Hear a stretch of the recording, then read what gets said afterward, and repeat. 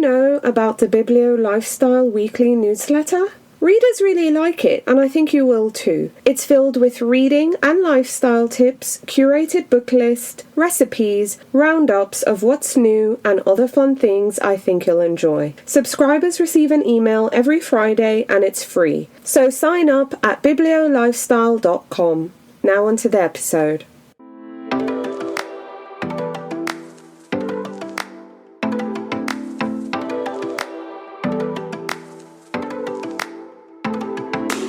Hello, I'm Victoria from Biblio Lifestyle, and you're listening to the Reader's Couch podcast, the show that will help you bridge the gap between living a full and busy life to one where you're reading, learning new things, and having fun.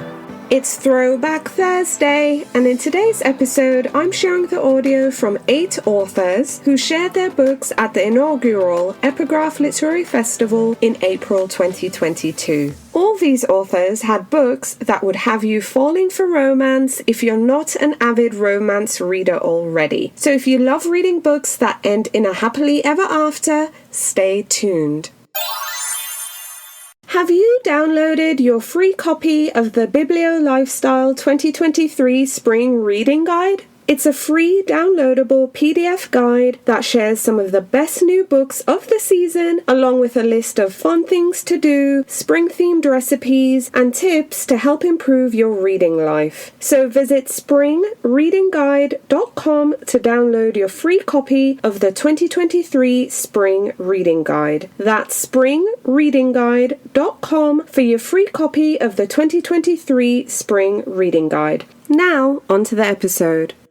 Well, hello there, and welcome to another episode of the Reader's Couch podcast. It's Throwback Thursdays, and in today's episode, I'm sharing the audio from 8 authors who shared their books at the inaugural Epigraph Literary Festival in April 2022. All these authors had books that would have you falling for romance if you weren't an avid romance reader already. So, if you love reading books that end in a happily ever after, then this episode is just for you. But before we get started, I want to invite you to join us at our next virtual festival on April 27th through to Saturday, April 29th, 2023. The Epigraph Literary Festival is a free virtual event that's all about books, the joy of reading, and the literary lifestyle. We're also going to have an amazing author lineup, some great speakers, and fun sessions. So visit epigraphlitfest.com to register. What I love most and I look forward to at the end of each day of the festival is the fun happy hour sessions. I promise you, you won't want to miss it. I personally live for it. So visit epigraphlitfest.com to register to get your free tickets. Plus, early birds get first dibs on event swag. So go to epigraphlitfest.com to register, and I really hope to see you there. Okay, so now back to today's episode. In today's podcast and in every Throwback Thursday from today until our next event, which starts on April 27th, I will be sharing the audio from the author sessions here on the podcast. So today, we're sharing the audio from the romance authors who share their books at the April 2022 festival. You will be hearing from Ashley M. Coleman, the author of Good Morning Love, Ashley Winstead, the author of Fool Me Once, Courtney K. in The Event of Love, Martha Waters, To Marry and to Meddle, Sharon C. Cooper, Business Not As Usual, Sonia Singh, author of Sorry Not Sorry, Susie Dumond, author of Queerly Beloved, and Shamile Saeed Mendez, author of Twice a Quinceanera. So I really hope you enjoy the audio from the authors sharing their books at the festival. And don't worry, you can find a link with a list of all their books in the show notes. So let's get into the episode.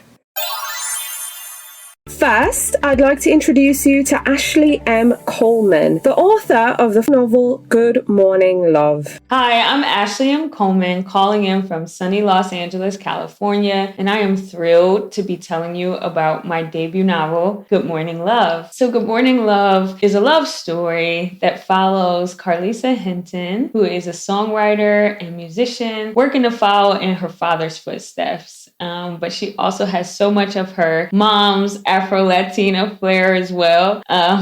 In the book, she's really chasing after her dreams. But in the meantime of trying to make her rent in New York City, she also has to work as a junior account manager at a huge media agency. So much in Carly's world is calculated until she meets a rising star, Tal Anderson, who really throws her whole plan into a frenzy. This is such a great story set in New York City, which just has such a great backdrop for the music industry. Carly is often blinded by ambition. She is so determined to make it, specifically in a male-dominated industry, that sometimes she's not as aware of everything that's happening around her. And watching her really develop over the course of the story is such a great journey for her. Talia is her best friend, and just that voice of reason that you need so often as you go through life.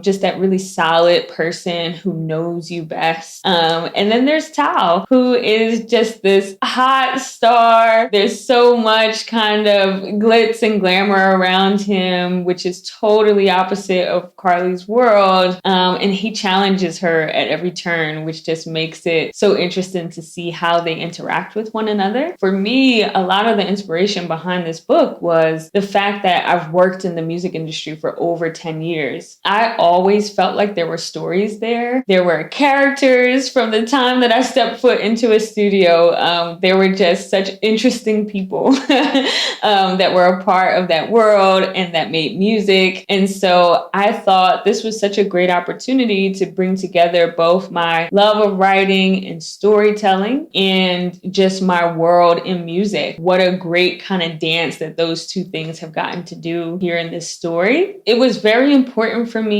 to highlight a very strong female protagonist, to be able to show people of color in just scenarios that aren't normally portrayed, much like one of my favorite shows, Insecure. That was just such a great space for me to want to really explore my own ideas in ways that friendship and love and themes of those things really come together. I think some of the best books come from when we ask questions like, what if? And this book is really no different for me. It was honestly me asking myself, what happens when the Playboy falls in love?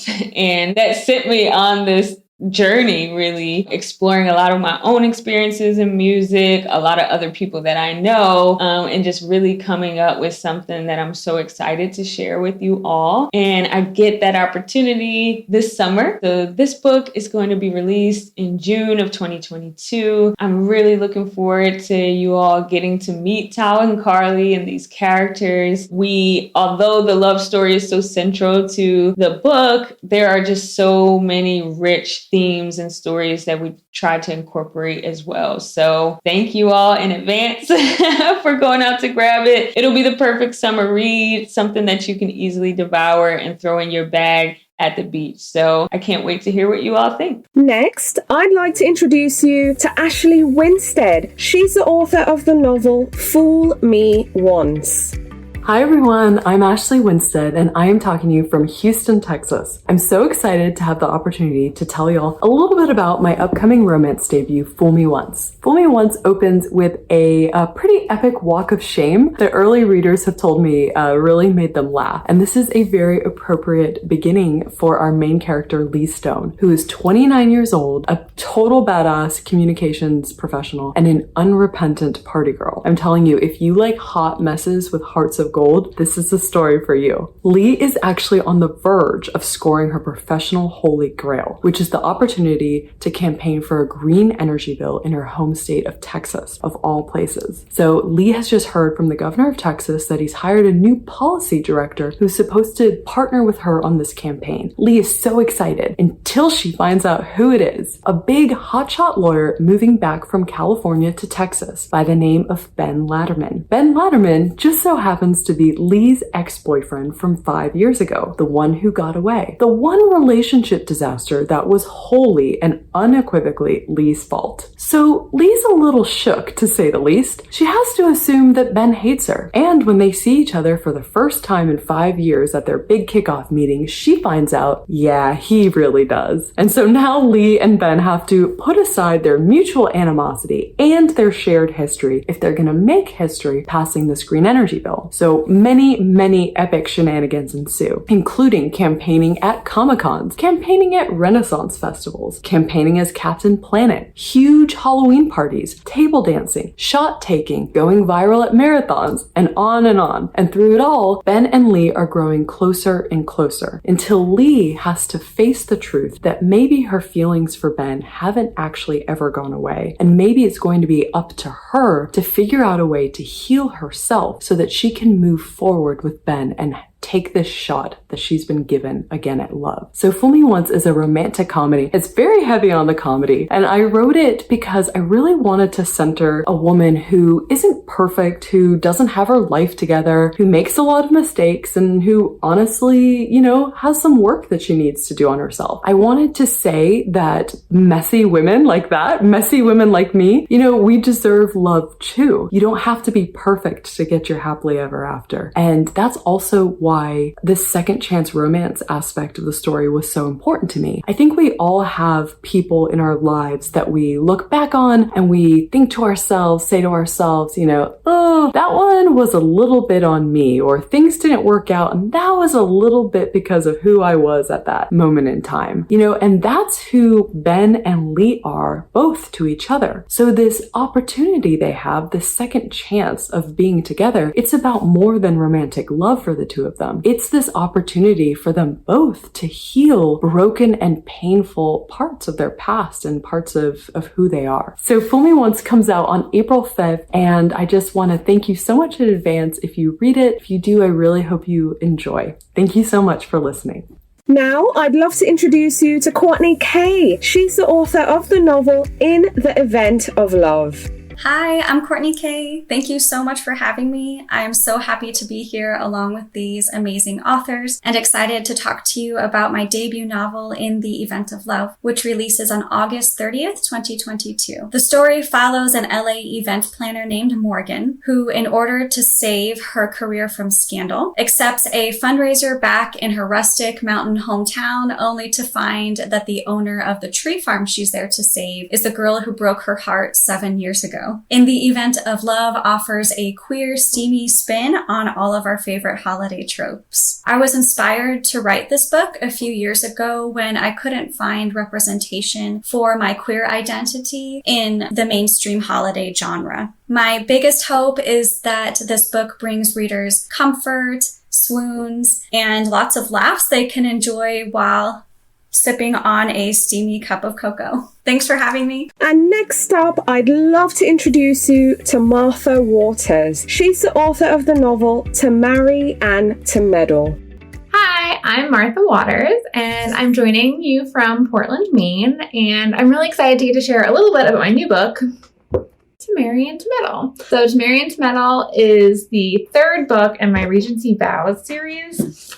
These are the first 2 books in the series, but it's designed to be read as a standalone. So even if you haven't read the first 2 books, you can still read this one and not be confused and still enjoy it. So To Marry and to Meddle is a marriage of convenience romance set in 1817. So if you watched Bridgerton and really liked the historical setting, plus the saucy romance, plus the sort of modern vibe to the show, I think you'd really enjoy this book as well. It's a similar feeling. So our hero is Julian and our heroine is Emily. And the deal is that Julian Julian is the black sheep of a very posh aristocratic family who's sort of been cast out by his family. He has a very scandalous reputation because he runs a somewhat disreputable theater in London. Emily, meanwhile, is this very prim and proper and innocent debutante who has really awful parents who are forcing her to entertain this suitor that she just hates, and because her dad owes money to him. So at the beginning of the book, Emily and Julian sort of come to an agreement where they realize that marriage could benefit both of them, because Julian's trying to improve the reputation of his theater, and he realizes that marrying someone like Emily with such a pristine reputation will make his reputation and the theater's better just by association. Emily, meanwhile, is just trying to escape her parents, escape this awful suitor that she has no desire to marry or spend any more time with. So they agree to get married, but it'll be a marriage just of convenience. It's sort of a business arrangement. They'll be friends, but no feelings will happen. Spoiler alert. Doesn't go according to plan. So I got the idea for this book because I wanted to write a book for Julian and Emily because they were side characters in my first 2 books. And I really love marriage of convenience as a trope because you basically get to take 2 characters who don't know each other very well and force them into really close proximity by having them get married. And then you can kind of just sit back and see what happens. I think it's a really fun trope to play with. I was also interested in sort of exploring the dynamic of the very rakish and experienced hero with a very proper and innocent heroine. It's a really common dynamic in historical romance, and I wanted to play with it a little bit, sort of upend it a bit. I had a really good time writing the wedding night scene in this book and exploring what a wedding night looks like between 2 characters, and one of them is so much more experienced in terms of love and sex than the other one is. But I wanted to avoid sort of falling into some of the traditional romance stereotypes with how that goes also. So that was a lot of fun, and I just had fun exploring that dynamic throughout. It's set in London, and you get to kind of go behind the scenes at the theater that Julian owns as well. You get to meet some of the actors at the theater. You get to meet some of his co-workers there, and it's sort of a fun change of setting, I guess, compared to, the ballrooms and the tea parties that are so common in a lot of Regency romances, including in my first 2 books, for that matter. So it was fun to kind of try something a little bit different. But overall, it's just a book about, about being brave and about kind of crafting a life of your own choosing and of your own making. And that's the journey that Emily goes on throughout the course of the whole book. And I hope that readers will really enjoy getting to watch her go on that journey and seeing her character arc and how she changes from the very quiet, proper person she is at the beginning of the book to the person she grows into through marriage to Julian. So yeah, if you're looking for a read that'll make you just sort of smile, that feels funny and banter-filled and soft and tender and just fun, I think that this is a book for you. So you can pick it up now. It's out as of April 5th. It is available in the US and Canada and the UK. And I really hope you guys enjoy reading it. I hope it just brings a little bit of joy to your lives. And thank you so much for listening. I'd like to introduce you to Sharon C. Cooper, the author of the novel Business Not As Usual.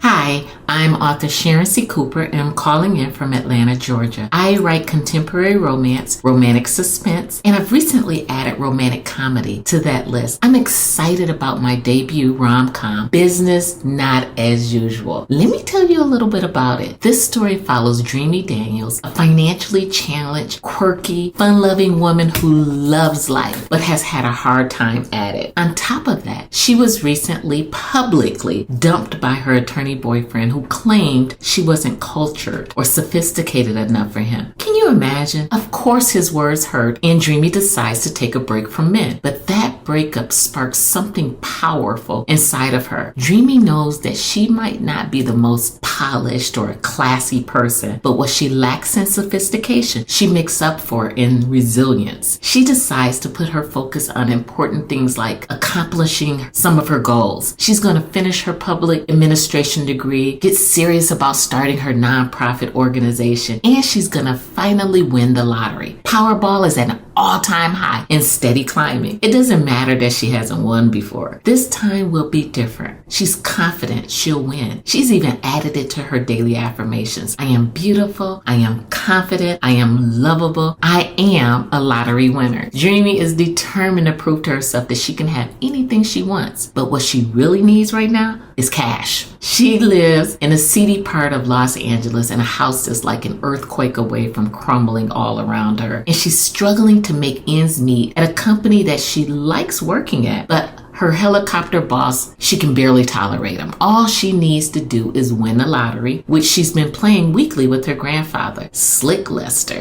who I can't wait for you to meet. You're gonna love him. But getting back to the story, Dreamy catches the attention of her boss's potential investor, Carter Redford. He's a wealthy venture capitalist who is also the son of a famous movie star. And most of all, the man is gorgeous. And he's interested in Dreamy. Carter is used to getting what he wants, so he's thrown off guard when Dreamy shoots him down at every turn. He doesn't know that she's done with men and their crap. He's dumbfounded that she doesn't want to go on a date with him, but he can't stop thinking about her. She fascinates him. Besides, no woman has ever turned him down, and he's looking forward to the challenge of winning her attention and her heart. As a matter of fact, she's just the distraction he needs. Carter is a workaholic and has everything a man could ever want in life, but lately he's been feeling unfulfilled. And after losing one of his best friends, Carter is determined to make some changes in his own life, especially when it comes to his social life. And Dreamy is like a breath of fresh air and nothing like any woman he's ever met. And she makes him laugh at every turn. She's amazing. He just finds her amazing. In the meantime, though, Dreamy is shocked by Carter's advances. She thinks, what does a guy like him want with someone like her when he can have any woman in the world? He's the total package, with the social grace of the Duke of Sussex and the seductiveness of Idris Elba. He is so far out of her league. Dreamy can barely handle being in his presence. She and Carter are from two very different worlds, and that's abundantly clear almost immediately. On top of that, she wants nothing to do with another wealthy man. Been there, done that. She's not falling for his charm, but fate has other ideas. Besides, Carter doesn't give up easily. This story idea came to me one day when the Powerball lottery was like 600 million, just an obscene number. And I thought, what if one of my characters, someone who needs a big break in life, won the lottery and Dreamy Daniels was created? Pick up a copy of Business Not As Usual and journey with her as she puts her hopes and dreams into winning the lottery. But she wins so much more than that. Her and Carter are big winners. I could keep going on and on about this story, but I won't. I'll just say this. If you're looking to lose yourself in a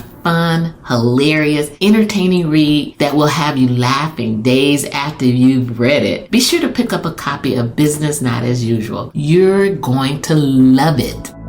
Next, I'd like to introduce you to Sonia Singh, the author of the novel Sorry Not Sorry. Hi everyone, my name is Sonia Singh and I'm located in Toronto, Ontario, Canada, and I'm so excited to be here to share with you my debut rom-com, Sorry Not Sorry. So I wrote Sorry Not Sorry about 2 years ago, and I was in the midst of my own breakup as well as having to hear the breakups of my friends.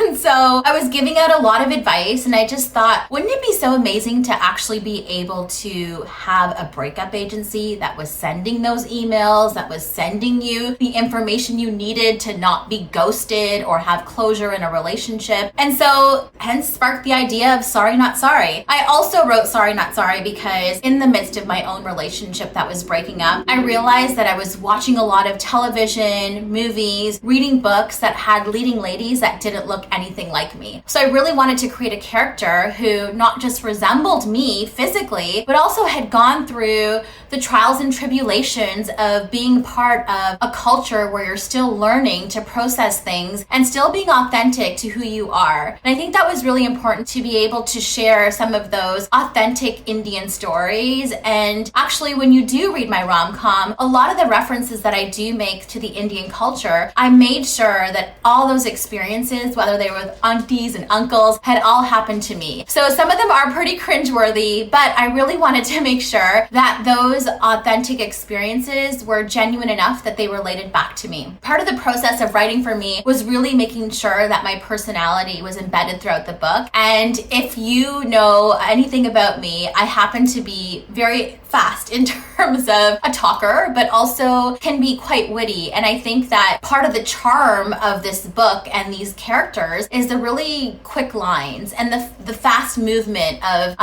the dialogue throughout the characters. There's a lot of characters, just as there is a lot of feasting, fabulousness, and also food and fashion. And I really wanted to incorporate that into Sorry Not Sorry. My protagonist is Manny Dogra, and part of being this strong female lead, being the protagonist, I really wanted her to not just be authentic to being a strong Indian woman, but also having to go through a period where she's learning a lot about the Indian culture. And I think I wrote the book in that way because I wanted people who didn't know much about the culture or the traditions to really have that experience through Sorry Not Sorry. And I wanted it to be vivacious. I wanted it to be colorful. And I think that that's what at least I brought out throughout the book, and the interesting characters as well too. And I think the storyline will expand in terms of people understanding, at least from my perspective, what the culture has meant to me and what some of the traditions have meant to me as well. As I mentioned before, it is a rom-com, and growing up I watched a lot of Bollywood movies, and so some of the romances, some of the love tends to happen very quickly. And I think that that to me is an ode to what happens in Bollywood. You know, oftentimes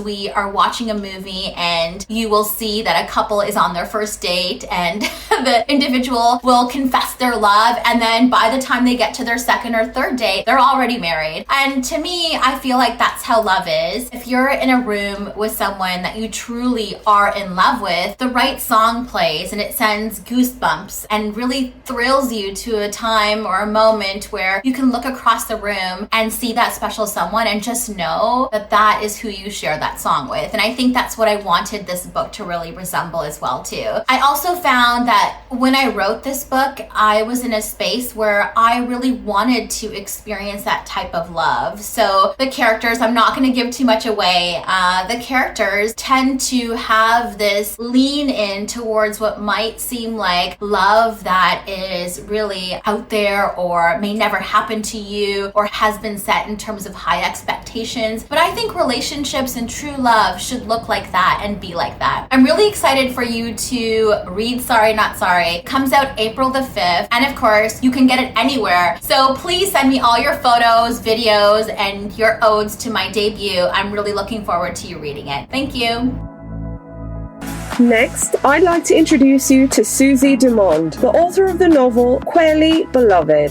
Hello, I'm Susie Dumond, calling in from Washington, D.C., the author of Queerly Beloved. I could not be more excited to be here today. My book, Queerly Beloved, is a queer rom-com set in Tulsa, Oklahoma. It is about Amy, who's a bit of a chaotic lesbian baker/bartender. By day, she works at this very conservative bakery where she is semi-closeted. And then by night, she works at this very grungy, hole-in-the-wall queer bar where all of her friends hang out all the time. So she's kind of living partially in the closet and partially not. And then she meets this cute new lesbian in town, Charlie, who's kind of her opposite. So while Amy is very people-pleasing, Charlie is very much herself, down to earth, and fully confident in a way that Amy has never been. But just as everything seems to be turning around for Amy, suddenly she gets outed at her bakery job and fired, and she falls into this opportunity as a bridesmaid for hire. So the book is full of delicious baked goods, really wonderfully quirky queer found family, and lots of wedding mayhem. And it is a lot of fun, although there's some heavier stuff in there too. Part of the reason that I wanted to write this book is because I grew up in Little Rock, Arkansas, and also spent many years in Tulsa, Oklahoma, which is very near and dear to my heart. And I really wanted to show a queer love story that was set outside of the coasts, that showed what it's like in this kind of flyover, red state, Bible Belt, middle of the country area. I think there's a lot of stereotypes around this part of the country that queer people there are, miserable and self-hiding, hating and hiding in the closet. And I wanted to show that that's not true at all, and that queer communities are vibrant and full of so many different people and different parts of their life, and that there are a lot of ways to love yourself and who you are, no matter where you are. So there are a lot of themes in this book of queer found family, queer relationships and love, finding support and really finding yourself and your voice, even if it's not necessarily celebrated in the place where you live. I also wrote this book, part of the inspiration for it, because there was a running joke in my friend group that I loved weddings and I would make a great bridesmaid, but I had never actually been a bridesmaid, and I'd always joked that I was going to put myself on Craigslist as a bridesmaid for hire. And rather than actually doing that, I imagined what would happen to Amy. So while Amy is not me, we do have a lot of things in common. Our love of baking and food and, spending all of our spare time at the grungy hole-in-the-wall gay bar. In this book, you will find lots of joy, even though there's also some terrible things that happen to Amy. You'll find celebrations of queer love and of queer relationships and support systems, and also some recipes. So I hope that you will pick up a copy in May of 2022 of Queerly Beloved. Thank you. And next up, I'd like to introduce you to Shamile Saeed Mendez, the author of the novel Twice a Quinceañera.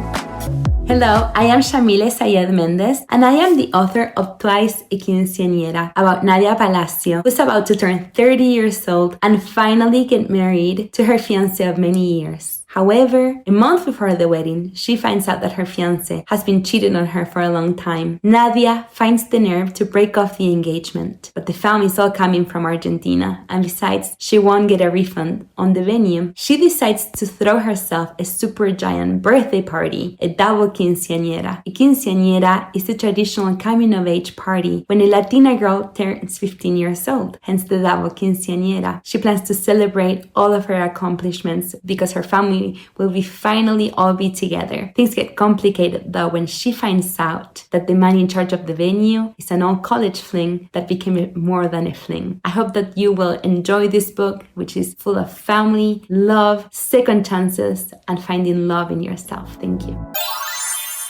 Alrighty readers, I hope you enjoyed listening to the audio from the authors who shared their books at the April 2022 Epigraph Literary Festival. If you've read any of these books, please send me an email or send me a message on social media so we can talk about it. And if you're planning to add some of these books to your reading list, I want to hear about it too. I also hope to see you at our next festival, so please register to attend at epigraphlitfest.com. That's epigraphlitfest.com, and join us from Thursday, April 27th through to Saturday, April 29th. I'll also include a link in the show notes so you can sign up there. As always, thanks for being here, thanks for listening, and I'm looking forward to talking with you again soon. Bye for now. Thank you so much for listening to the Reader's Couch podcast. Please subscribe to the show, share it with a friend, and take a few seconds to leave a rating and review.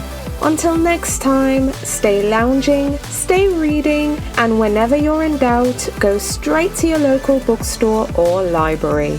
Thanks again for listening, and happy reading.